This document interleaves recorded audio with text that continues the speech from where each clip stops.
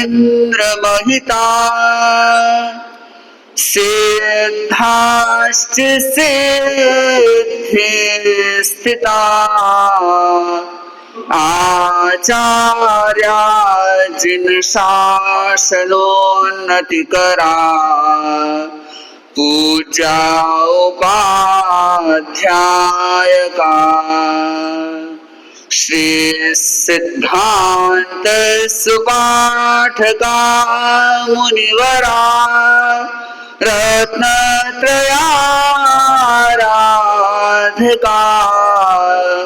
पंचैते परमेष्ठिनः प्रतिदिनं कुर्वन्तु नो मंगलम् कुर्वन्तु नो मंगलम्।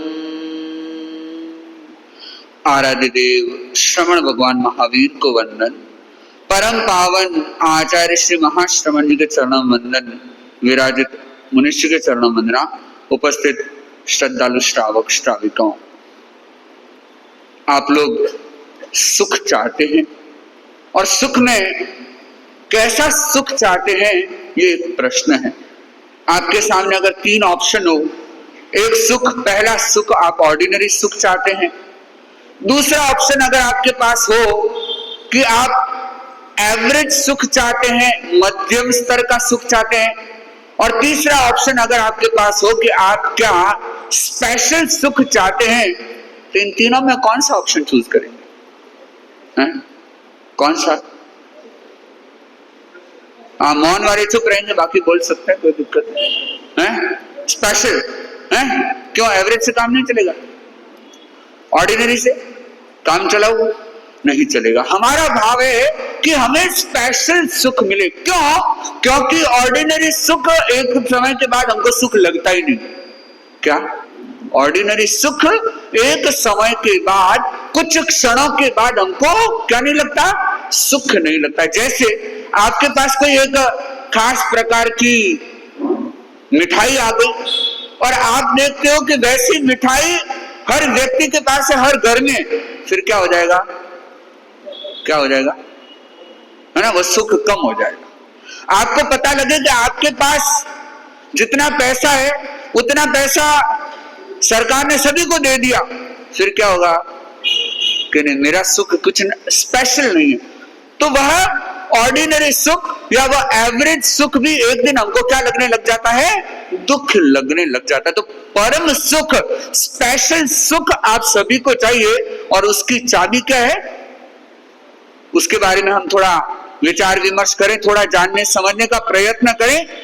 अब देखना कि लोग परम सुख को चाहते हैं, स्पेशल सुख को चाहते हैं, और ये स्पेशल सुख प्राप्त करने का एक सुंदर अवसर हम सभी के सामने है, और वह है पर्युषण महापर्व। और इस पर्व के अंतर्गत जो निर्धारित दिवस हैं, निर्धारित विषय हैं, वह आपको स्वयं के साथ जोड़ते हैं। यानी कि आप अपनी 2 प्रकार की आइडेंटिटी के साथ कनेक्ट हो सकते हैं, जुड़ सकते हैं। एक आपकी आइडेंटिटी है अल्पकालिक, टेम्परेरी, और एक आपकी आइडेंटिटी है त्रैकालिक यानी परमानेंट। आपकी टेम्परेरी आइडेंटिटी क्या है?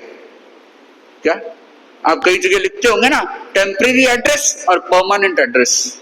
क्या लिखते हो? टेम्परेरी एड्रेस में क्या लिखते हो? क्या लिखते हो? अस्थायी निवास। हाँ, क्या लिखते हो? जहां भी आपका घर होता है वो लिखते हो, ऑफिस होता है वो लिखते हो? क्या लिखते हो? अच्छा, चलो ये थोड़ा सा हो सकता है आपके लिए आगे पीछे का हो जाए। आप एक शब्द लिखते हो निवासी, एक शब्द लिखते हो प्रवासी, तो हम समझ सकते हैं प्रवासी बोले तो टेम्परेरी और निवासी बोले तो परमानेंट। लेकिन फिर भी आप देखना कि आपका ये परमानेंट निवास भी आपका अस्थायी निवास है। आपका टेम्परेरी आइडेंटिटी भी टेम्परेरी है और परमानेंट आइडेंटिटी भी टेम्परेरी है। कैसे? मैं कई बार लोगों से पूछा करता हूं कि जब आपका जन्म हुआ, जिस क्षण आपका जन्म हुआ और जिस क्षण आपका नामकरण हुआ, कब क्या जन्म हुआ और नामकरण हुआ, इन दोनों के बीच में जितना अंतराल था उस समय आपका परिचय, आपकी आइडेंटिटी क्या थी? क्या थी? पापू, पप्पू, गुड्डू, लड्डू, बबलू, और ये तो कोई आइडेंटिटी नहीं हुई आपकी, तो नहीं हुई। अभी कोई बुलाएगा, हाँ बाबू, बबलू, कोई बुलाए, बोलोगे? तो फिर वह हमारी कैसी आइडेंटिटी? एक टेम्परेरी आइडेंटिटी हमें पकड़ाई गई, एक अस्थाई, हमें एक परिचय दिया गया, एक नाम, एक टैग दिया गया, और हमने उसको क्या समझ लिया? क्या समझ लिया? परमानेंट समझ लिया। और आपको पता होना चाहिए कि समय समय पर सरकार के ऐसे रूल आते हैं कि जिसमें व्यक्ति की संपत्ति भी खतरे में पड़ जाती। अभी कुछ रोज पहले सुना कि गवर्नमेंट ऐसा भी रूल लाने की सोच में है कि एक व्यक्ति का एक ही घर होना चाहिए, 2 अगर घर है तो उसको जब्त कर लिया जाए, यानी कि जिसको आप परमानेंट समझ रहे हो वो भी जब्त हो सकता है। और ये तो दुनियादारी की बातें हैं। भगवान ने हमें स्पष्ट कहा कि यह जो पता, जो परिचय, जो हमारी आइडेंटिटी हमने खड़ी की है या हम देख रहे हैं, वह सब कुछ एक दिन छूटने वाला है।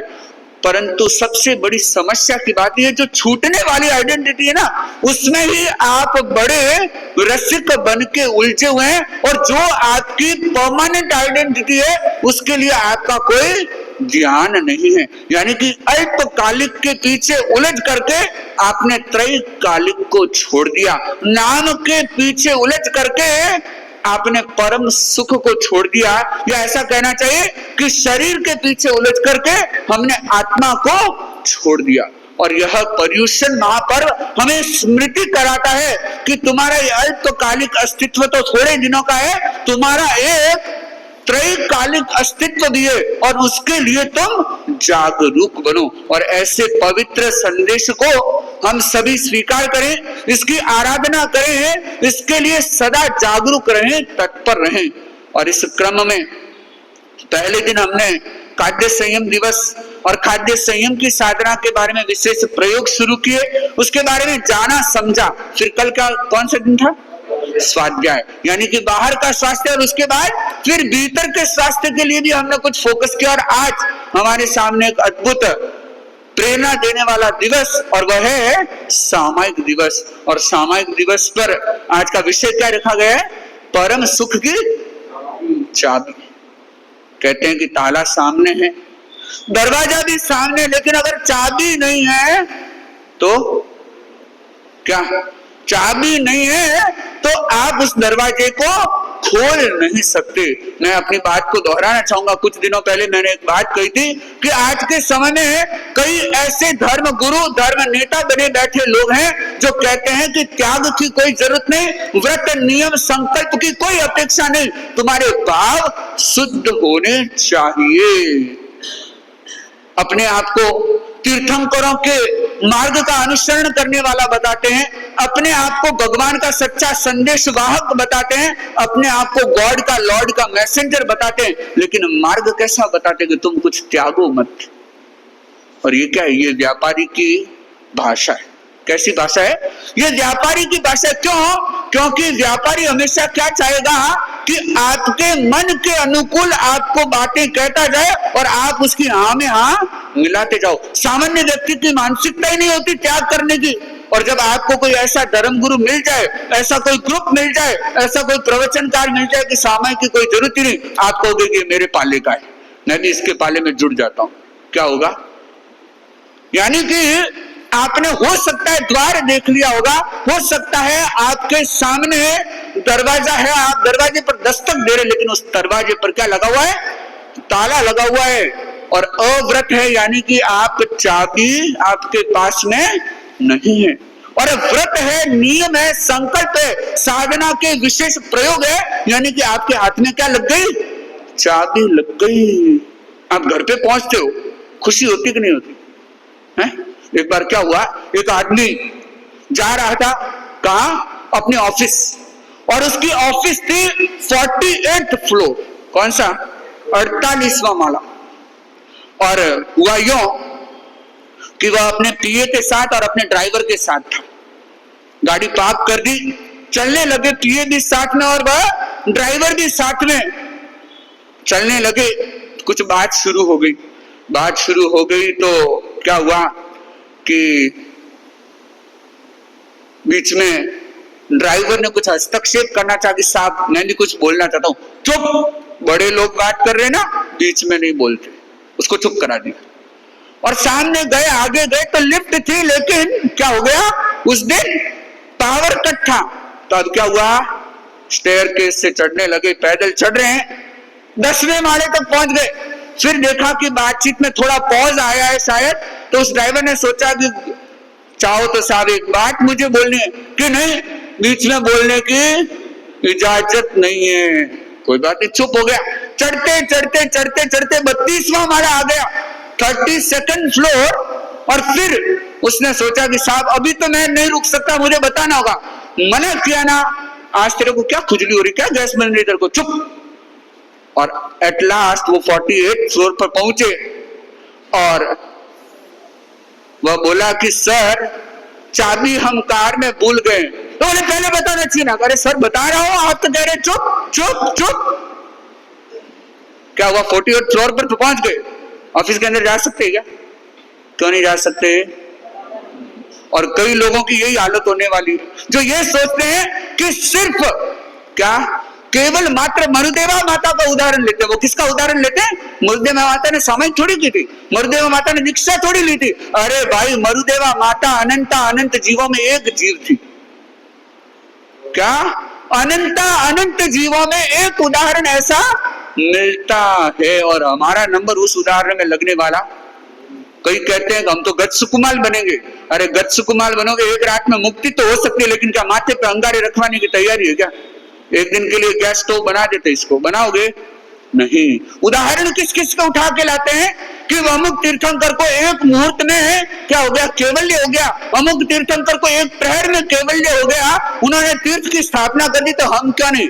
How dare we not? हम क्यों नहीं कर सकते? वो कर सकते तो हम क्यों नहीं? आप ध्यान रखना कि उनके पूर्व जन्मों की साधना, उनके पूर्व जन्मों की भावना, वह भी अपने आप में बहुत उपयोगी और सहायक सिद्ध हुई, आधार सिद्ध हुई। और उसके साथ समझना चाहिए कि ऐसे कोई विलक्षण उदाहरण हमारे सामने आते, हर किसी व्यक्ति के जीवन में ऐसा नहीं होता। तो भगवान महावीर ये व्रत को, ये संकल्प को क्या बताते हैं? चाबी बताते हैं। और मुक्ति रूपी नगरिया, जैसे कहते हैं ना, परम सुख की चाबी। तो ये परम सुख हमारे सामने मोक्ष है, जो हमारा दरवाजा है। क्या है? मोक्ष का द्वार है, और उस द्वार पर एक ताला लगा हुआ है, उसकी चाबी क्या है? सामायिक। तो बताओ ये ताला क्या है? ये ताला है आश्रव, ये ताला है कर्म, ये ताला है बंधे हुए कर्म संस्कार। और उस ताले को खोलने के लिए क्या चाहिए? चाबी। और ये चाबी भी 4 गुणों से युक्त होनी चाहिए, यानी कि उसमें सामायिक हो। कौन सी सामायिक? सामायिक भी 4 प्रकार की भगवान बताते हैं। एक है सम्यक सामायिक, दूसरी है श्रुत सामायिक, तीसरी है देश विरति, और चौथी है सर्व विरति।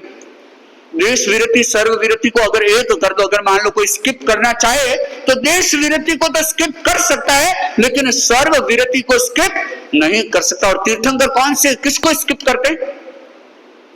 तीर्थंकर अपने जन्म में जिस भाव में वे तीर्थंकर बनते हैं, उससे जन्म में वे सामायिक करते हैं, वो जीवन भर की सामायिक करते हैं। 48 मिनट के आप जाल से सामायिक वो कभी नहीं करते। वो सामायिक कौन सी करते हैं? सीधी सर्व विरति यानी महाव्रतों को स्वीकार करते हैं। ये 48 मिनट वाले प्रयोग नहीं करते, वे अणुव्रतों को स्वीकार नहीं करते, वे सीधा महाव्रतों को स्वीकार करते हैं। और वे किसी के कहे कहे नहीं चलते, स्वयं एक मार्ग का चुनाव करते हैं और ऐसे मार्ग पर चलते। और वहां कह सकते हैं कि ट्रायल एंड एरर जैसा भी कुछ हो जाता है, या ठोकर खाने का भी अवसर आ जाता है, या फिर जो कुछ चैलेंज आए सिर्फ अपने बलबूते पर उसका सामना करते हुए वे मुक्ति को प्राप्त करते। तो भगवान ने क्या बताया? चाबी बताइए।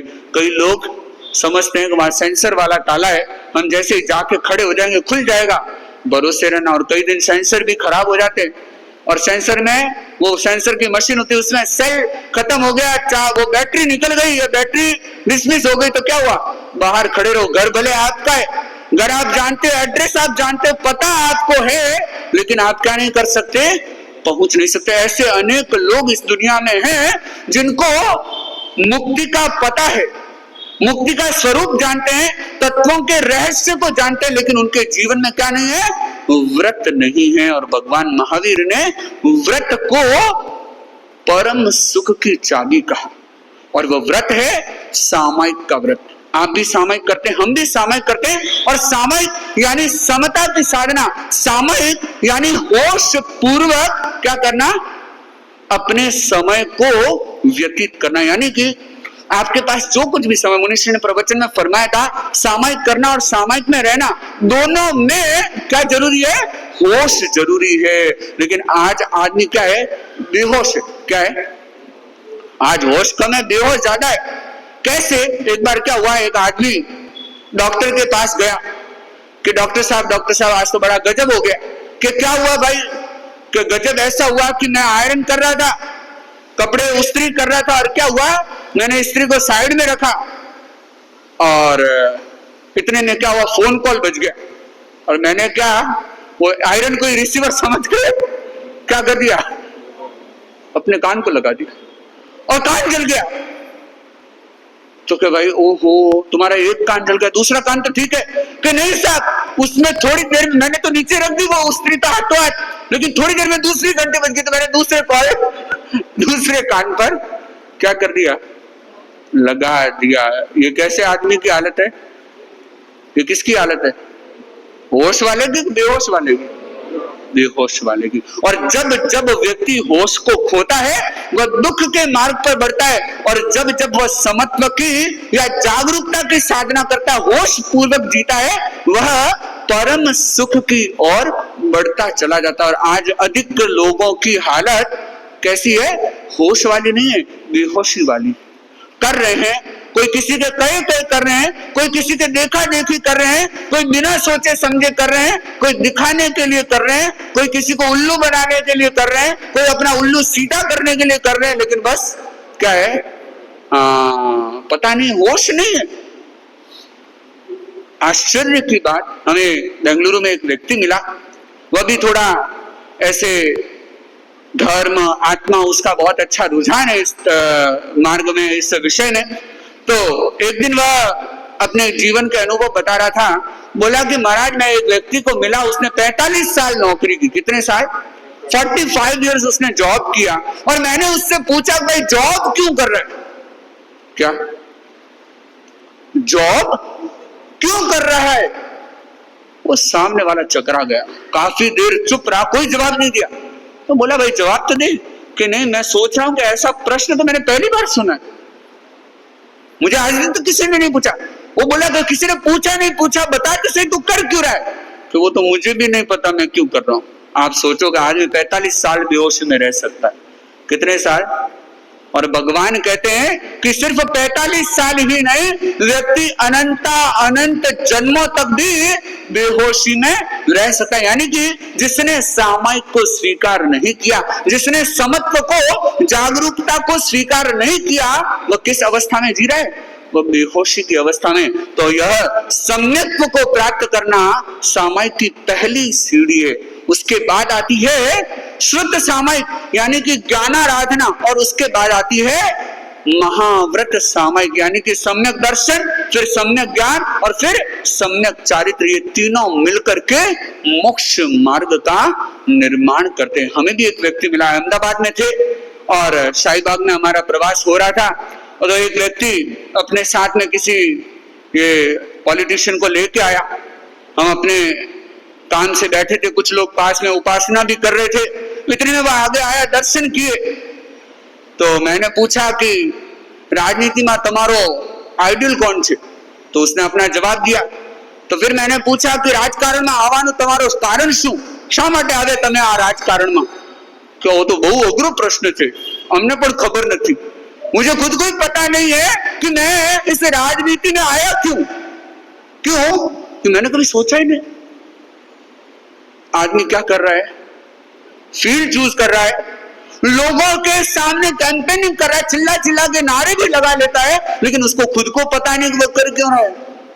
तो ऐसी बेहोशी में जीने वाले अनेक लोग मिलेंगे। और सामायिक की साधना क्या है? तमाम हर एक प्रकार की बेहोशी का त्याग कर देना, होश पूर्वक करना, और उसमें भी समतामय रहना। गीत का बहुत सुंदर संगान किया गया, और प्रतिक्रमण में भी आप करते हैं, धर्म है समता, विषमता पाप का आधार है। कितना सुंदर कह दिया एक पंक्ति में कि धर्म है समता, विषमता पाप का आधार है। क्या धर्म क्या है? समता धर्म है, और विषमता है वह पाप का आधार है। लेकिन आज की विडंबना ऐसी है कि व्यक्ति को विषमता अच्छी लगती है, समता अच्छी नहीं लगती। घरवाली का नाम समता हो सकता है, लेकिन फिर भी समता अच्छी नहीं लगती। क्या क्या अच्छी नहीं लगती? हाँ, घरवाले का नाम संतोष हो सकता है, फिर भी संतोष अच्छा नहीं लगता। क्या अच्छा लगता है? विषमता। व्यक्ति को असंतोष, अतृप्ति से कहना चाहिए कि लगाव हो गया है। और आप ध्यान देना कि जब जब आप समता से अलग होंगे, विषमता से युक्त होंगे, आप अपने जीवन में दुखों का निर्माण कर रहे हो। तो सामायिक जो समत्व की उत्कृष्ट साधना बताई, और प्रतिदिन सामायिक हो, समता पूर्वक हो और होश पूर्वक हो, तो हम स्पष्टतया इसमें श्रद्धा करें कि जब अगर परम सुख को प्राप्त करना है, अगर स्पेशल सुख हमें चाहिए, तो उसके लिए जो चाबी भगवान महावीर ने बताई है, वह बताई है सामायिक, यानी कि व्रत रूपी सामायिक प्रभु ने बताई। और उसमें भी हमारा समत्व का भाव हो, और उसमें भी हमारी क्या होनी चाहिए? जागरूकता हो। और जैसे ही ये जागरूकता और समता की बात आती है ना, लोगों का मन डावाडोल होने लग जाता है। प्रश्न उठते हैं कि महाराज ये समता ही तो नहीं रहती, और क्या नहीं रहता? कि महाराज ये जागरूकता ही तो नहीं रहती। तो उनसे मैं कहना चाहता हूं कि आप जब भी सामायिक करें तो साधक तत्वों का तो क्या करें? उपयोग करें, और बाधक तत्वों का परिहार करें। क्या करें? किसका उपयोग करें? साधक तत्वों का उपयोग करें, और बाधक तत्वों का क्या करें? परिहार, परित्याग करें। लेकिन हम उल्टा करते हैं। कई लोगों को देखता हूं, यहाँ तो फिर भी थोड़ी सात्विकता मुझे लगती है, नजर आती है। कई कुछ स्थानों पर तो देखते हैं कि लोग सामायिक करने आते हैं, इतना सज धज करके आते हैं कि जैसे सामायिक करते हैं उनको जैसे कोई पार्टी में जाना। क्या किया उन्होंने? बाधक तत्वों को अपने साथ रखा, साधक तत्वों को नहीं रखा। या कुछ लोग ऐसे भी मिल जाएंगे, इतनी सुविधा में बैठेंगे जैसे कोई उनको नींद लेनी हो। क्या नींद लेनी हो? कुछ लोगों को देखता हूं, कुर्सी पे बैठते हैं। कुर्सी पे बैठना कोई गलत नहीं, लेकिन आज हालत और आगे बढ़ गई। 2 कुर्सी लेके बैठेंगे, एक सामने पैरों के लिए, एक पीछे खुद के लिए, ठीक है ना। और फिर कई लोग ऐसे जो महान आत्माएं हैं, 4 कुर्सी लेके बैठते। क्या आप कहेंगे मां 4 कुर्सी क्या करते? फिर क्या हाथ रखते हैं उसके ऊपर, या माथा रखने के लिए साइड में अलग? और माथा हेलमेट थोड़ी के उतार के रख लेंगे। वो क्या करते? 4 कुर्सी क्यों रखते पता है? एक कुर्सी पे बैठ जाते, सामने वाली कुर्सी पे पैर रख लेते, एक साइड की कुर्सी पे बैग रख देते, एक साइड की कुर्सी पे पूंछ नहीं रखते। शरीर को एल नहीं आनी चाहिए, कोई दुविधा नहीं होनी चाहिए। अब ऐसे आदमियों को, ऐसे लोगों को तो सामायिक में क्या मन लगेगा? उनका नींद में मन लगेगा। हाँ, क्यों पैर फैला दिए। और कई वो बोलते लोग कि महाराज पकांग के सोचो आवे। अरे भाई ते घरे कना 4 कुर्सियां पर बैठो, बताओ नहीं।